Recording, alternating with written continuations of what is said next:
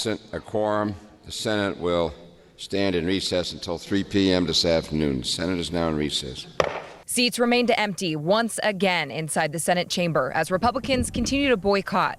Senator Ginny Burdick says this is unacceptable, especially since the cap and trade bill that started this is no longer on the table. We need to get the Republicans back in the building doing the jobs that they were elected to do.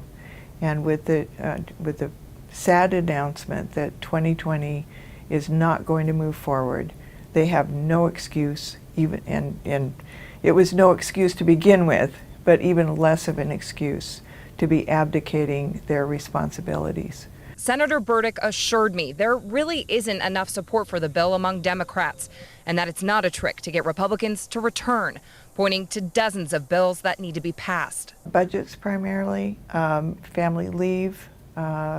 We have a bunch of social services bills, children's protective bills. We have a budget bill to provide 40 more state troopers.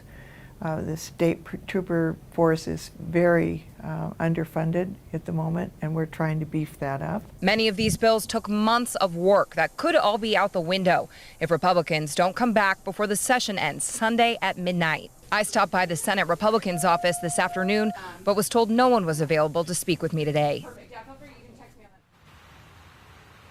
If Republicans come back, they would then have to vote to suspend the rules to fast track the remaining bills to get things done before the Sunday at midnight deadline. Any bills that don't get addressed before then would be dead, and then work would have to start completely over during the next session. Tonight, though, still no word on when Republicans will return. Back to you.